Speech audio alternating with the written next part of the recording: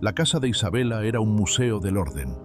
A sus 65 años, había convertido la pulcritud en una forma de arte, una disciplina casi monástica.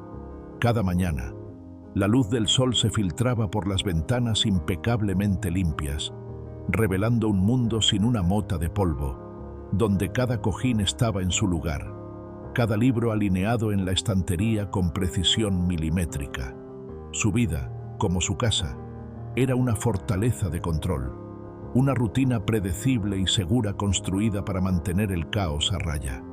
Pero las fortalezas no solo protegen del exterior, también aprisionan lo que hay dentro. Y dentro de Isabela, en una habitación cerrada de su alma, habitaba un rencor antiguo, una herida que se había negado a cicatrizar durante más de 30 años. Para cualquier observador casual, Isabela era una mujer admirable, fuerte, independiente, elegante. Viuda desde hacía una década, manejaba su vida con una autosuficiencia que imponía respeto.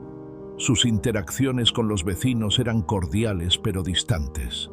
Sus llamadas telefónicas con sus hijos, ya adultos y con sus propias vidas, eran correctas, llenas de preguntas sobre los nietos y comentarios sobre el tiempo, pero carentes de la calidez de una verdadera intimidad. Nadie se atrevía a traspasar los muros cuidadosamente construidos alrededor de su corazón. Nadie sabía que, cada noche, en el silencio de su casa perfecta, la soledad era su única y fiel compañera. Una tarde de primavera, mientras una lluvia suave tamborileaba en los cristales, Isabela decidió finalmente enfrentarse a una tarea que había pospuesto durante años: vaciar el viejo baúl de su madre. Su madre había fallecido hacía ya mucho tiempo, y ese baúl, lleno de sus recuerdos, había permanecido cerrado en el desván, como una cápsula del tiempo que no se atrevía a abrir. Con un suspiro, lo bajó y lo abrió. El olor a naftalina y a papel viejo llenó el aire. Dentro, encontró vestidos de encaje amarillentos, fotografías en blanco y negro de rostros que apenas recordaba y un fajo de cartas atadas con una cinta de seda. Fue mientras sacaba una pila de libros antiguos, con las cubiertas gastadas por el uso, que sucedió. Una pequeña Biblia de cuero negro, con el nombre de su madre grabado en letras doradas casi borradas, se deslizó de entre sus manos y cayó al suelo. El libro no cayó cerrado, cayó abierto. Como si una mano invisible lo hubiera guiado, se abrió en una página específica de las cartas del Nuevo Testamento. Isabela se agachó para recogerla, con una leve irritación por su propia torpeza. Estaba a punto de cerrarla de golpe cuando sus ojos se posaron en un versículo que su madre, evidentemente, había subrayado con un lápiz de punta fina hacía incontables años. Las palabras saltaron de la página y se clavaron en su mente con una precisión dolorosa. Efesios, capítulo 4, versículo 32. Antes, sed benignos unos son otros, misericordiosos, perdonándoos unos a otros, como Dios también os perdonó a vosotros en Cristo. Perdonándoos unos a otros. Un frío glacial recorrió su espalda, un frío que no tenía nada que ver con la lluvia de afuera. Su mandíbula se tensó, su respiración se volvió superficial. 30 años de dolor, de ira contenida, de una amargura cultivada como una planta venenosa en el jardín secreto de su alma, se levantaron como un ejército furioso. Cerró la Biblia con un golpe seco, como si quisiera aplastar las palabras que acababa de leer. Qué fácil es escribirlo, pensó con un desdén amargo. Qué fácil es predicar el perdón cuando no se tiene ni idea de la herida, cuando no se ha sentido la traición como un cuchillo en la espalda. Se levantó y con una determinación repentina guardó la Biblia en el fondo del baúl, debajo de los vestidos y las cartas, queriendo enterrarla de nuevo en el olvido. Cerró la tapa del baúl con una finalidad que parecía sellar no solo un objeto, sino una conversación que se negaba a tener. Pero era demasiado tarde. La palabra ya había sido sembrada. Y aunque Isabela no lo sabía, esa pequeña semilla de luz estaba a punto de desatar una guerra contra la fortaleza de amargura que con tanto esmero había construido durante toda una vida. El silencio en el alma de Isabela estaba a punto de ser interrumpido. Isabela intentó olvidar. Se sumergió en su rutina con una intensidad renovada. Limpió ventanas que ya estaban impecables. Reorganizó libros que ya estaban en perfecto orden. Intentó llenar el silencio de su casa con el ruido de la televisión, con el murmullo de la radio. Pero la palabra la perseguía, perdonándoos unos a otros. La frase se había convertido en un eco persistente en los pasillos de su mente. La escuchaba en los momentos más inesperados. Al día siguiente, mientras estaba en el mercado, vio a dos vendedoras, dos hermanas que trabajaban juntas, discutiendo acaloradamente por un error en la caja. Sus voces eran agudas, sus gestos airados. Isabela las observó con una especie de satisfacción sombría. El mundo es así, pensó, lleno de conflictos y heridas. Pero cuando pasó por delante de su puesto de nuevo, media hora más tarde, las vio riendo juntas, una pasando el brazo por encima de los hombros de la otra. Habían hecho las paces, y el eco volvió a su mente, perdonándoos unos a otros. Isabela sintió una punzada de irritación y se marchó de allí rápidamente. Esa noche, mientras preparaba una cena solitaria, una vieja canción sonó en la radio. Era una balada que solía escuchar con él, con Ricardo, su esposo. Y de repente, sin previo aviso, la compuerta de la memoria se abrió de golpe. Se vio a sí misma, 30 años más joven. Estaba en la cocina de su antigua casa, la casa donde habían crecido sus hijos. Reía, mientras intentaba enseñar a un Ricardo torpe pero encantador los pasos de un baile para la boda de unos amigos. La habitación estaba llena de luz, de risas, de la promesa de un futuro juntos. La confianza era el aire que respiraba. Luego, la escena cambió. La imagen se volvió más fría, los colores más apagados. Ahora estaba sentada en esa misma mesa de la cocina, pero sola. Sobre la mesa, una carta de Ricardo. Sus palabras, escritas con una caligrafía apresurada, eran educadas pero crueles en su finalidad. Le explicaba que se había enamorado de otra mujer, una compañera de trabajo más joven, que lo sentía, que no era su intención herirla, pero que necesitaba vivir su propia vida. No había pasión en su traición, solo una indiferencia egoísta que era, de alguna manera, mucho peor. Isabela recordó el dolor físico de ese momento, la sensación de que el suelo desaparecía bajo sus pies, la humillación, el sentimiento de haber sido reemplazada, descartada como un objeto viejo que ya no servía. Recordó las noches de insomnio, las lágrimas silenciosas, el esfuerzo titánico por mantener la compostura delante de sus hijos adolescentes, por protegerlos de la metralla de un matrimonio roto. Él se fue, y durante 30 años, Isabela había construido su vida sobre las ruinas de esa traición. Había criado a sus hijos, había trabajado duro, se había convertido en una mujer fuerte e independiente, pero lo había hecho alimentando una brasa de resentimiento en su interior.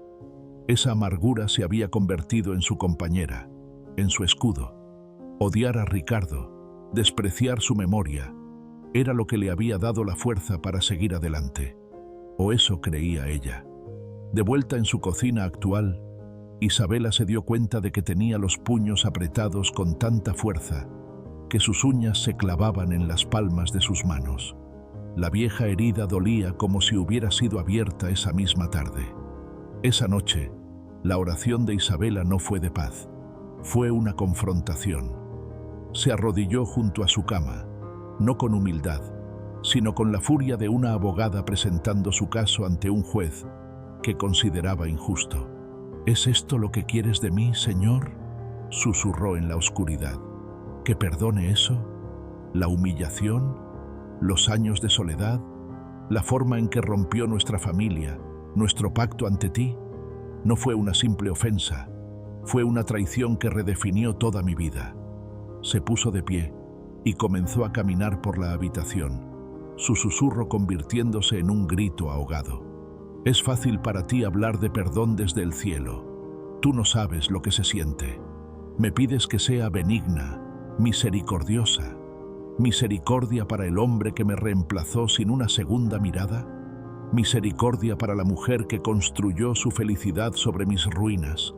No, no lo haré. He construido esta fortaleza de rencor para protegerme, para sobrevivir, y no dejaré que nadie, ni siquiera tú, la derribe. Se detuvo, respirando agitadamente. Se sentía a la vez justificada y terriblemente sola. La palabra de Dios ya no era una fuente de consuelo. Se había convertido en su adversario, en un eco insistente que desafiaba la única verdad que le había permitido seguir adelante, la verdad de su justo resentimiento. Pasaron varios días. Isabela se sentía exhausta. La guerra interna la estaba consumiendo. La ira, que durante años había sido una brasa controlada, ahora era un incendio que la quemaba por dentro. Dormía mal, comía poco. La casa, antes su refugio de orden, ahora se sentía como una prisión. Los muros que había construido para protegerse del mundo, ahora la estaban asfixiando. Se dio cuenta de una verdad aterradora. El resentimiento que había guardado como un tesoro amargo no estaba hiriendo a Ricardo, quien probablemente vivía su vida felizmente ignorante. La estaba destruyendo a ella. La amargura era un veneno que ella misma bebía cada día, esperando que el otro muriera. Una mañana, después de otra noche de insomnio, se sintió completamente derrotada, no por la herida original, sino por el peso de su propio odio. Se sentó en su sillón favorito mientras los primeros rayos de un sol pálido entraban por la ventana. Se sentía vacía, hueca. La fortaleza se había convertido en un calabozo. Con un movimiento lento, casi sin voluntad propia, se levantó, subió al desván y abrió el viejo baúl. Sus manos buscaron y encontraron la pequeña Biblia de cuero de su madre. La sostuvo por un momento. Pesaba más de lo que recordaba. Regresó a su sillón y la abrió. No buscó la página. La Biblia, como si tuviera memoria propia, se abrió de nuevo en el mismo lugar. Efesios, capítulo 4. Sus ojos, cansados y resignados, leyeron la frase una vez más. Antes sed benignos unos con otros, misericordiosos, perdonándoos unos a otros. La misma ira familiar comenzó a subir por su garganta. Estaba a punto de cerrar el libro de nuevo, de rendirse a su justa indignación. Pero esta vez, sus ojos no se detuvieron ahí. Continuaron, casi por inercia, hasta el final de la frase.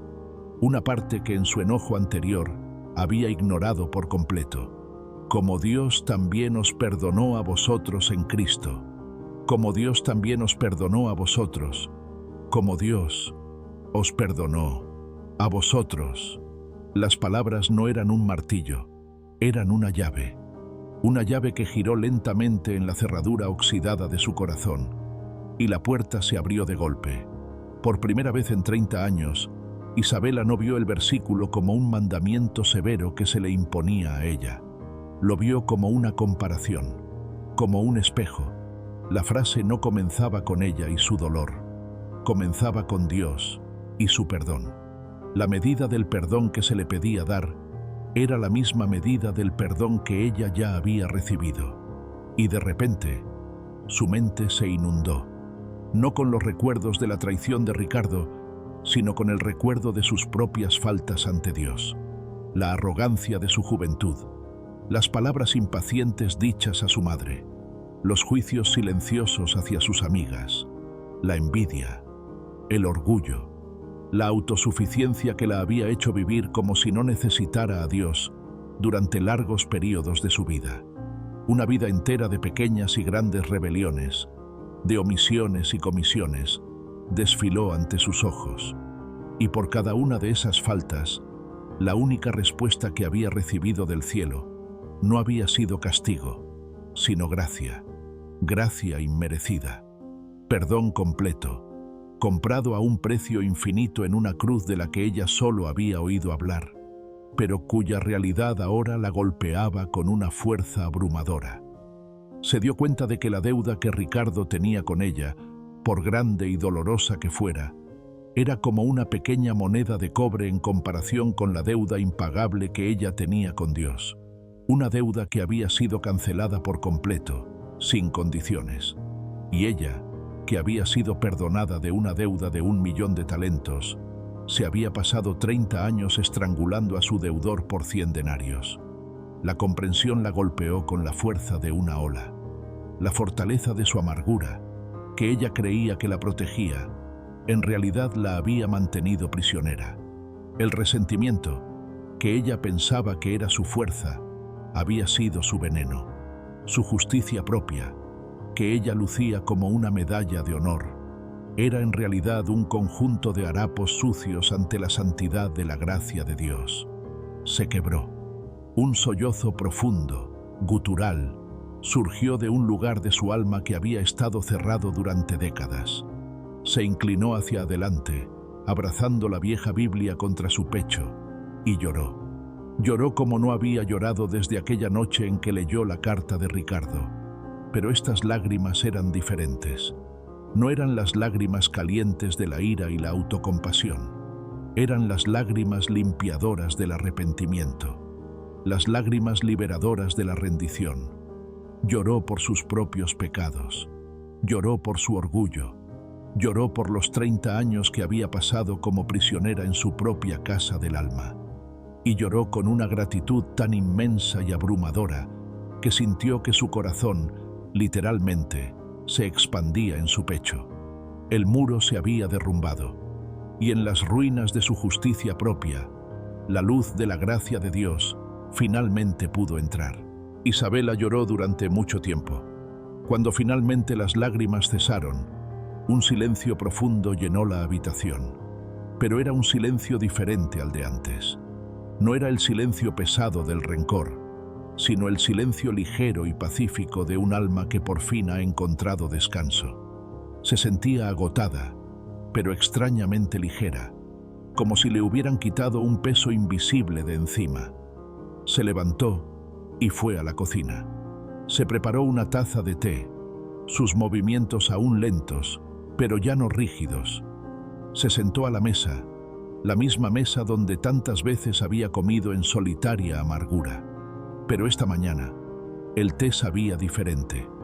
El sol que entraba por la ventana parecía tener un color nuevo. Sabía lo que tenía que hacer, no por obligación, sino por un deseo que nacía de su nuevo corazón. No era un acto para beneficiar a Ricardo, era un acto para sellar su propia libertad. Fue a su escritorio, sacó una hoja de papel de carta de color crema y una pluma estilográfica. Desenroscó el capuchón, mojó la punta en el tintero y por un largo momento se quedó mirando el papel en blanco. ¿Qué escribir? Te perdono.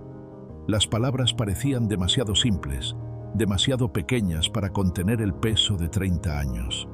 ¿Relatar de nuevo el dolor? No. Eso sería volver a abrir la herida. Entonces, simplemente, comenzó a escribir. El narrador no necesita saber qué escribió. La audiencia no necesita saberlo.